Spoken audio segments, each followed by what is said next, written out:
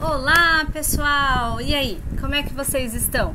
Todos em quarentena ainda, se resguardando, evitando sair à rua, saindo nas necessidades mesmo, né?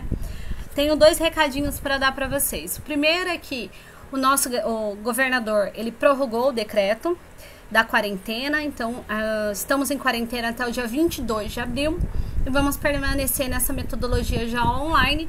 Se tudo correr bem, dia 23 estaremos de volta, essa é a nossa expectativa, e estamos nos preparando para voltar dia 23. Precisamos só aguardar a situação do vírus para ver se ele pelo menos vai estar um pouco mais contido. Com relação a alguns alunos que me procuraram por estar tendo dificuldade em estar fazendo trabalho, porque alguns alunos não têm computador em casa, têm acesso à internet pelo celular. E eu conversei com a faculdade, a gente vai disponibilizar um laboratório num dia da semana ou dois, vai depender da quantidade de alunos para não tumultuar, para que esses alunos possam ir até a faculdade, porque vai começar as entregas dos trabalhos, e esses trabalhos a gente precisa ter ele em formato certinho, em formato ou PDF ou .doc, porque ao final desse período a gente tem que provar para o MEC que vocês estudaram e que vocês foram avaliados. Esse material vai ficar tudo arquivado digitalmente, então eu não consigo receber, por exemplo, um trabalho que não esteja dentro dos critérios de uma faculdade, tá? Os trabalhos que são participação em aula e tal, eu consigo justificar. Agora, os trabalhos que valem maior pontuação, como esse que vocês vão entregar na semana até sexta-feira, esses eu não consigo, eu preciso de um trabalho melhor elaborado, tá bom? Aqueles que já entregaram o trabalho, então, do administrador como gestor de RH, ótimo, maravilha. Aqueles que não entregaram ainda, eu mandei um modelinho. Como eu mandei o modelo somente hoje, eu prorroguei o prazo para entrega até sexta-feira. Acredito eu que não vai tumultuar nada, né? Porque o próximo trabalho é só na outra semana. E aí vocês vão ter tempo para estar produzindo esses trabalhos com mais calma. Se por um acaso a faculdade não autorizar a abertura da faculdade para a gente poder atender esses alunos, aqueles alunos que puderem estar auxiliando, os alunos que não possuem computador em casa, a gente agradece, mas a gente vai fazer uma forcinha para ter esse espaço lá, para que os alunos possam usar e possam realizar os seus trabalhos, porque não tem só na minha matéria, são em todas as matérias, e fatalmente vai precisar de um computador para estar fazendo. Não vai precisar imprimir, é só salvar e enviar pela internet, mas precisa do computador para estar fazendo, tá bom? Então vamos começar. Aula passada, a gente estava vendo sobre o manual de RT, né, de responsabilidade técnica do administrador. Hoje nós vamos ver mais 4 capítulos, então serão 2 nesse primeiro vídeo, 2 no segundo vídeo, e vai ter participações como houve na última aula, valendo pontinho, meio ponto quem participar nesse primeiro bloco, meio ponto para quem participar no segundo bloco, fechando um ponto de participação na aula de hoje. Então eu vou estar explicando, vou deixar uma pergunta durante as explicações e vocês vão responder lá no grupo, combinado? Então vamos lá. A gente vai falar hoje das responsabilidades. Então, como todo profissional liberal, o exercício da profissão administrador, principalmente quando esse exercício se dá de forma autônoma, ou seja, como um profissional que não tem nenhum vínculo, baseia-se numa relação contratual regrada pelo artigo 421 e seguidos pelo Código Civil Brasileiro. Então, a existência de um contrato pressupõe, então leva a crer, consequências legais pertinentes ao artigo 927 e seguintes, no mesmo código, no Código Civil Brasileiro. No caso, a obrigação de indenizar. A seguir, relacionamos alguns tipos de responsabilidades que envolvem o administrador que atua como responsável técnico pelos serviços de administração prestados a empresas registradas no CRA. Primeiro, responsabilidade civil. Então, decorre da obrigação de reparar ou indenizar por eventuais danos causados. O profissional que no exercício de sua atividade lesa alguém tem a obrigação legal de cobrir os prejuízos. Então, responsabilidade civil é quando o administrador, ele vem a lesar alguém no exercício da sua profissão, o administrador como responsável técnico, ele tem que arcar, tem que reaver esses prejuízos, tem que cobrir esses prejuízos. Responsabilidade contratual. Decorre do contrato firmado entre as partes para a execução de um determinado trabalho, sendo fixados os direitos e obrigações de cada uma. Então, o que está fixado no contrato tem das partes as obrigações de cada parte. Então, o administrador, como responsável técnico, ele tem essa responsabilidade contratual de cumprir esse contrato. Responsabilidade administrativa resulta das restrições impostas pelos órgãos públicos através de normas legais, tais como regulamentos, códigos, resoluções, portarias ou outro ato administrativo com cunho normativo que impõe condições e criam responsabilidades ao profissional, cabendo a ele, portanto, o cumprimento das leis específicas à sua atividade, sob pena, inclusive, de suspensão do exercício profissional. Uma questão também que hoje em dia é muito atual é com relação à responsabilidade ambiental. Então, supondo que um administrador ele é contratado como responsável técnico aí de um conjunto de fazendas, né? De uma empresa que administra fazendas.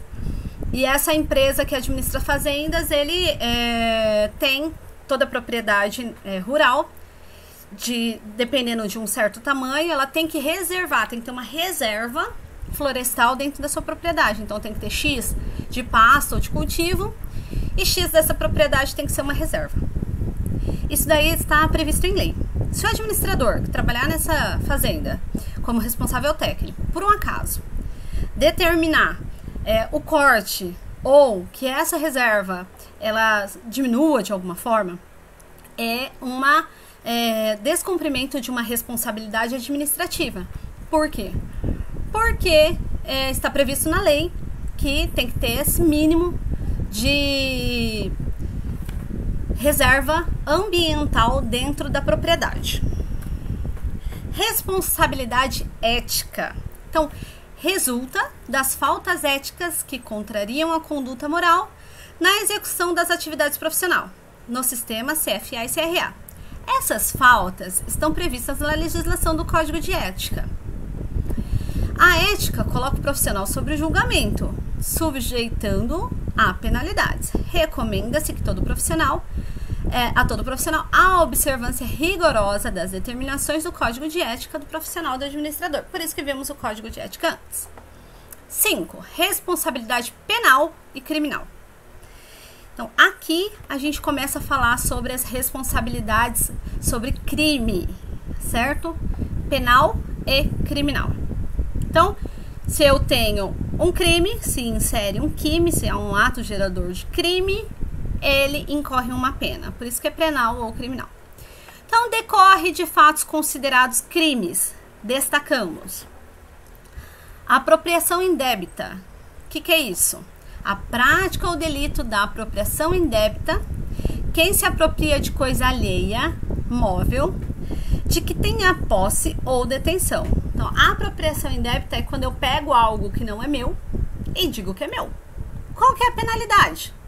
Reclusão, cadeia, de 1 a 4 anos e multa. Crime de estelionato.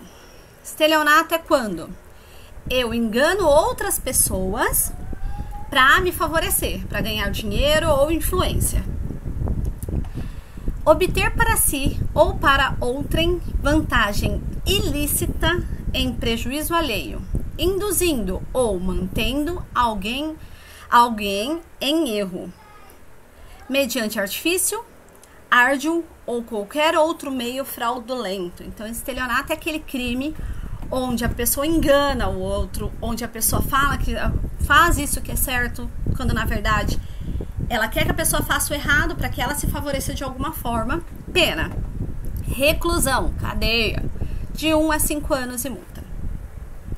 Fatura duplicata ou nota de venda simulada. Então, expedir ou aceitar duplicata que não corresponda, juntamente com a fatura respectiva de uma venda efetiva de bens ou uma real prestação de serviços.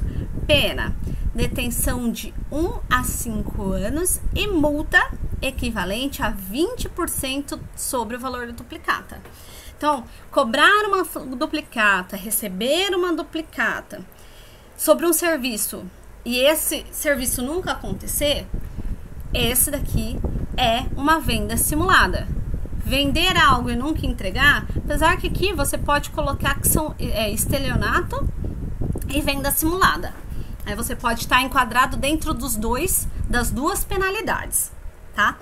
Então, no caso de você fazer uma venda simulada ou emitir uma duplicata de uma prestação de serviços que você não cumpriu, a detenção, cadeia de 1 a 5 anos e multa equivalente a 20% do valor da duplicata. Falsificação de papéis públicos. Então, falsificar fabricando-os ou alterando-os. Primeiro, selo destinado a controle tributário, papel selado ou qualquer papel de emissão legal destinado à arrecadação do tributo. Então, no caso dos microempreendedores individuais, o que aconteceu há alguns anos atrás? O microempreendedor individual, ele tem um recolhimento. Não que seja um administrador que tenha feito isso, mas isso é um exemplo. Então, o que os golpistas, né, no caso, eles fizeram? Antigamente, o governo mandava um carnê pelo correio. E aí, o brasileiro muito criativo, para fraude, né, principalmente, criou um carnê falso e ele mandava um documento falso, a pessoa pagava achando que estava ok com a contribuição e, na verdade, esse dinheiro estava indo para o golpista, né? Então, aqui entra como falsificação de papéis públicos.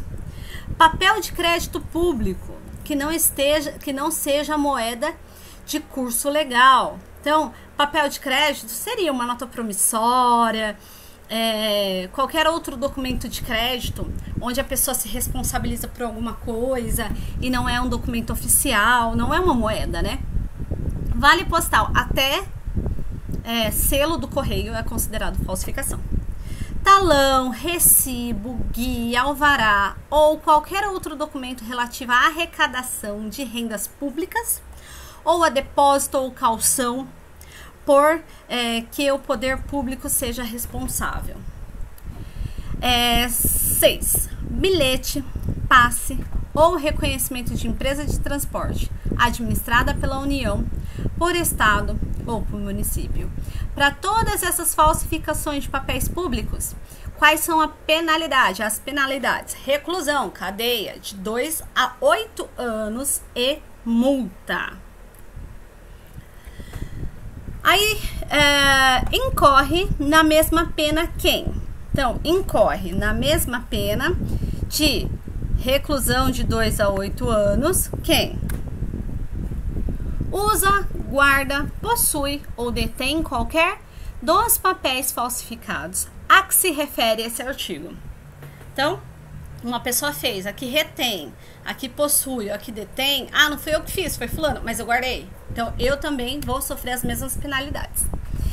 Importa, exporta, adquire, vende, troca, cede, empresta, guarda, fornece ou restitui a circulação de selo falsificado destinado a controle tributário.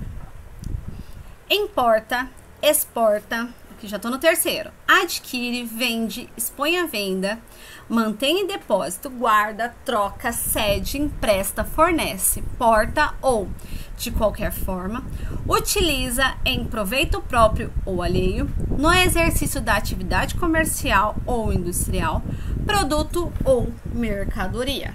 Então, item A. Em que tenha sido aplicado selo que se destine ao controle tributário falsificado. B. Sem selo oficial nos casos em que a legislação tributária determina obrigatoriamente a sua aplicação.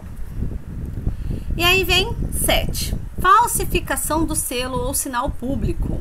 Artigo 296 do Código Penal. Falsificar fabricando ou alterando. Selo público destinado a autenticar atos oficiais da União, de Estado ou de município.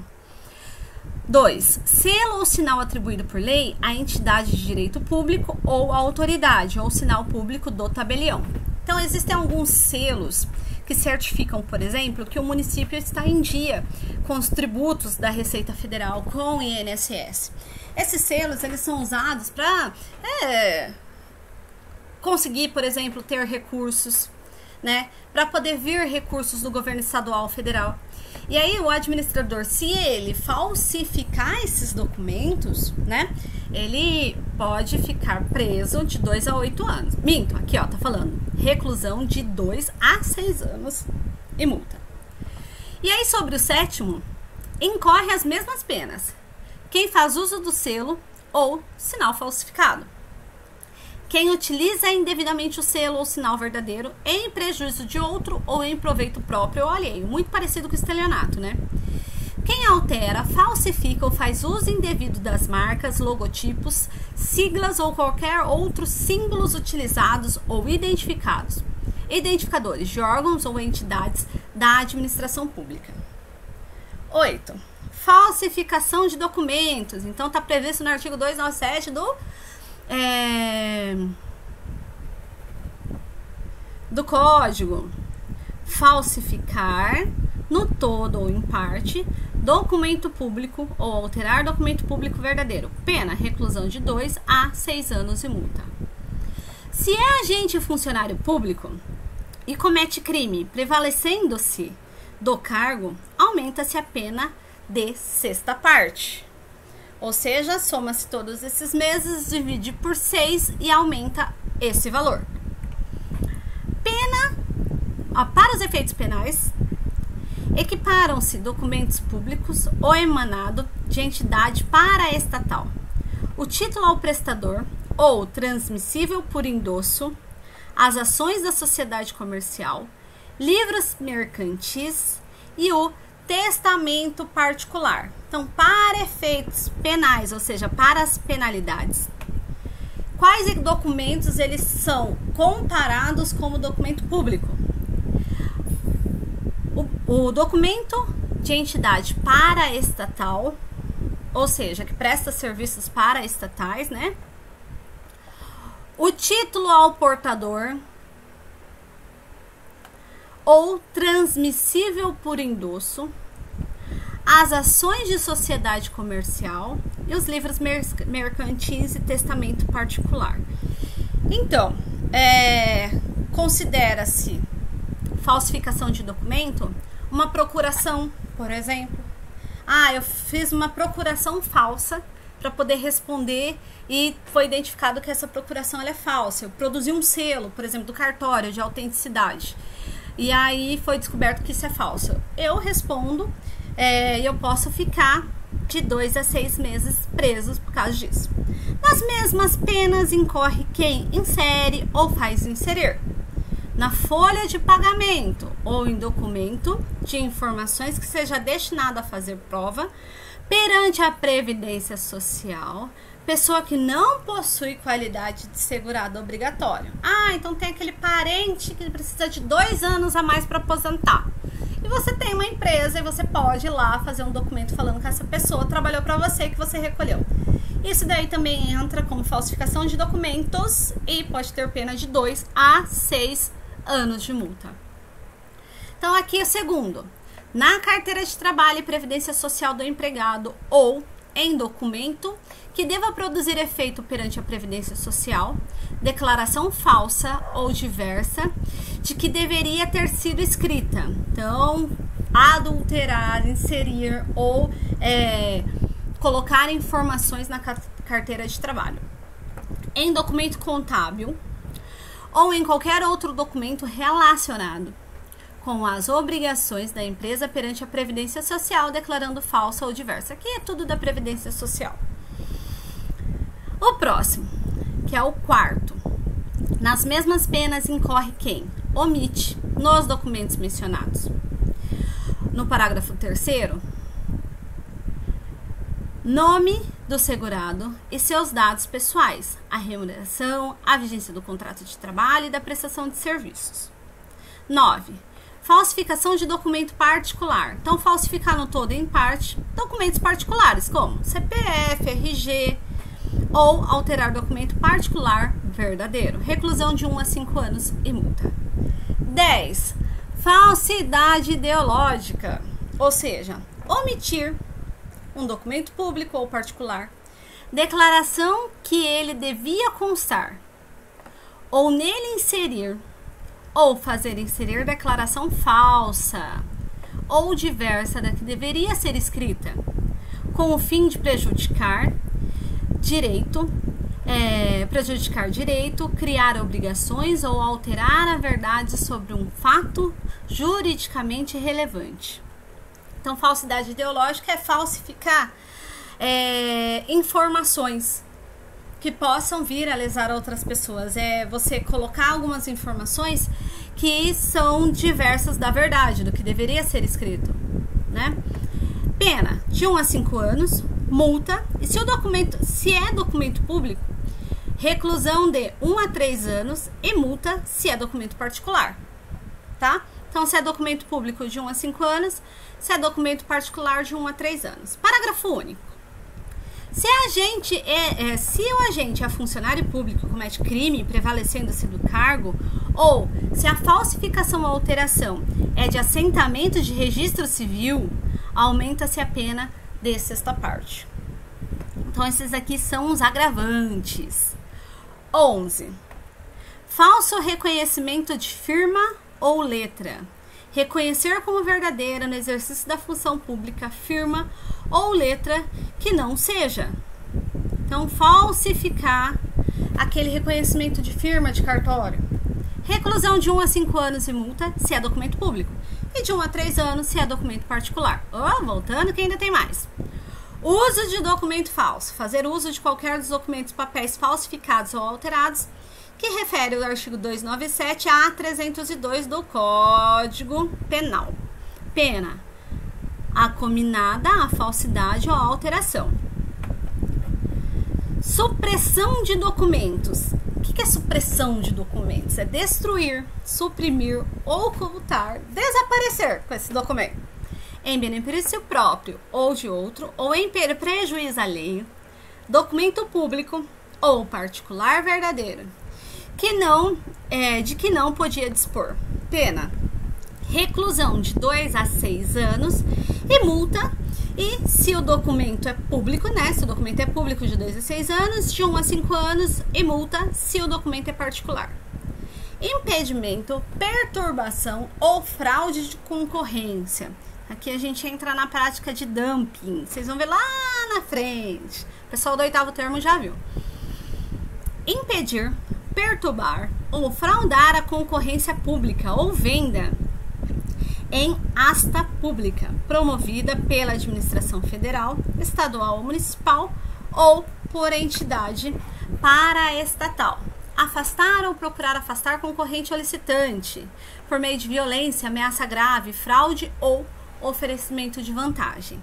Então, isso aqui é você tentar anular a sua concorrência.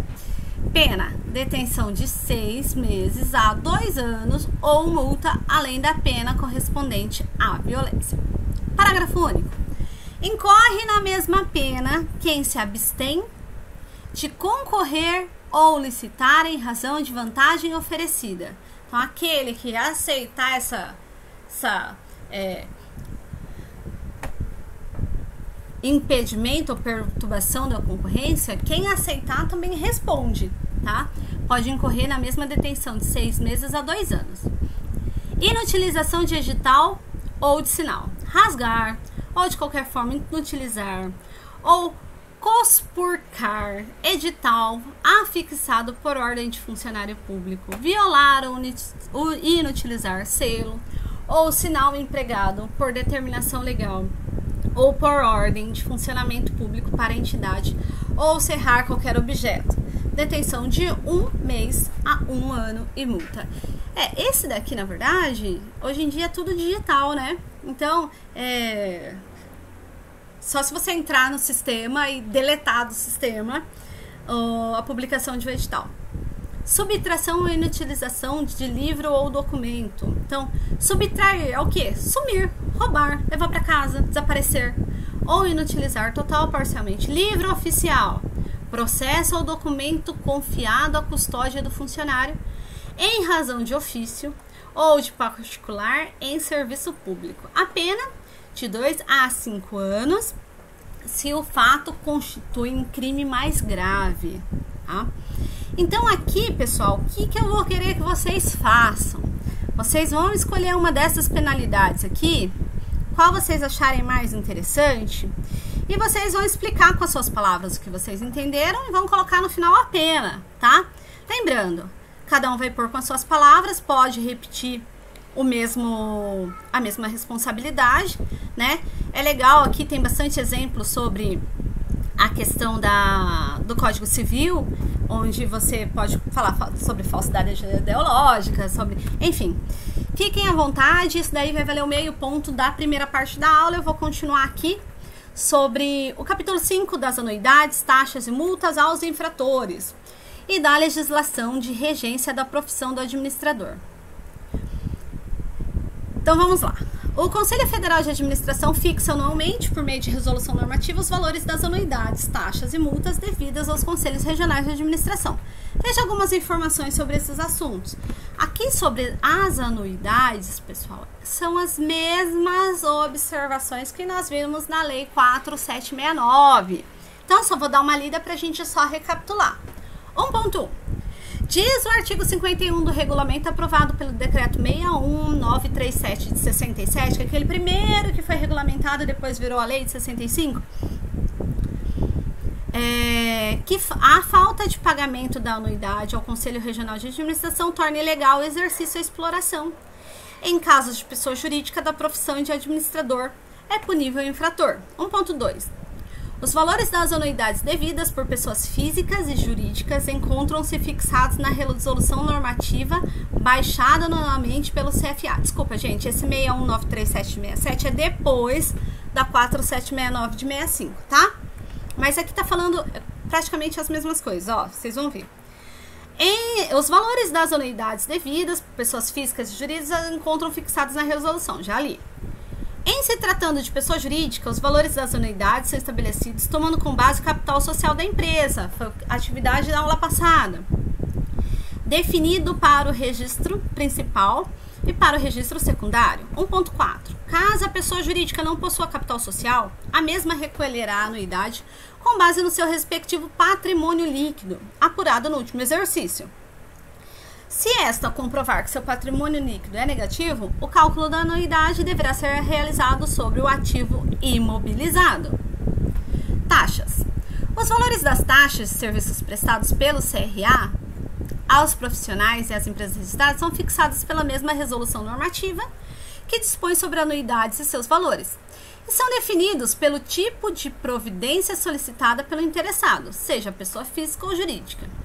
Os serviços requeridos aos conselhos regionais de administração por pessoas físicas e jurídicas registradas são: primeiro, cancelamento do registro, a licença do profissional, a certidão, isso tudo por pessoa física, expedição de carteira de identidade profissional do administrador, habilitação ao registro profissional, recurso ao CFA, registro de responsabilidade técnica, que é esse, né, que a gente já comentou na aula passada, cancelamento do registro, registro de documentos, substituição da CIP, que é a carteira de identidade profissional, ou expedição de segunda via, transferência de registro profissional. Isso é o que uma pessoa física vai solicitar ao CRA e vai cobrar uma taxinha.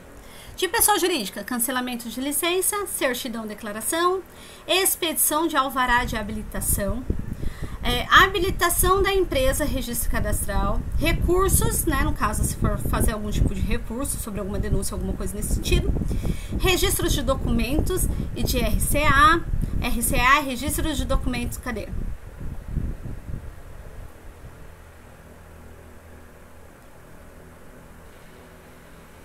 O cancelamento do registro cadastral.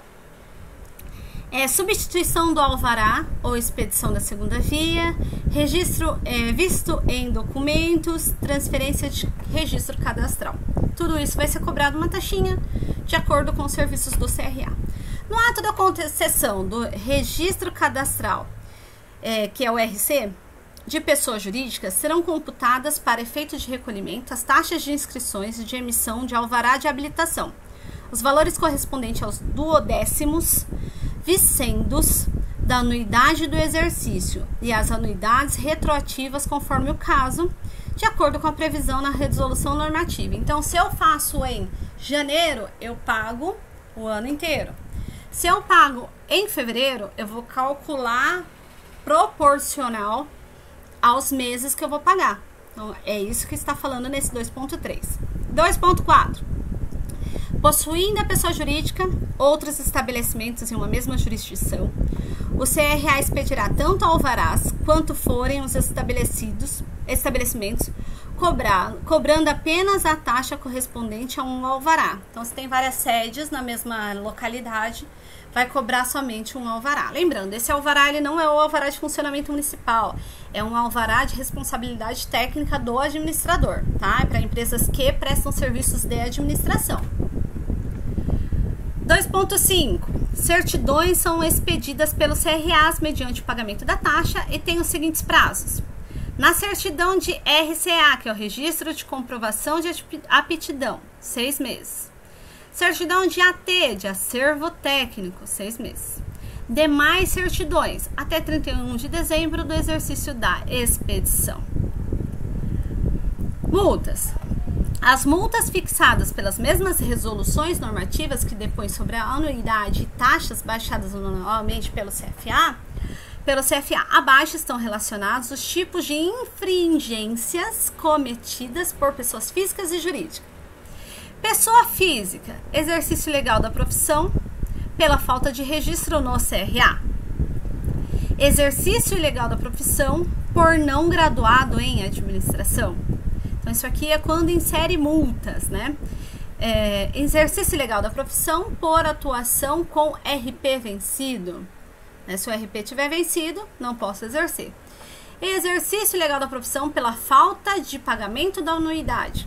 Sonegação de informação de documentos, embargo à fiscalização. E da pessoa jurídica? Exploração ilegal da profissão pela falta de registro cadastral no CRA. Conveniência com o exercício ilegal da profissão, exploração ilegal da profissão pela falta de administrador ou responsável técnico, exploração ilegal da profissão pela falta de pagamento da unidade, sonegação de informação de documentos e embargo à fiscalização. Vou parar por aqui. Teve uma pergunta que me fizeram durante a semana, eu não respondi, vou responder agora para todo mundo, não vou falar quem fez a pergunta, que às vezes a pessoa fica com vergonha. Mas eu vou colocar a pergunta no grupo e vou responder. Às vezes a dúvida de um é a dúvida de todos, tá bom? Até daqui a pouco. E daqui a pouco eu posto então a segunda parte da aula. Beijo, galera!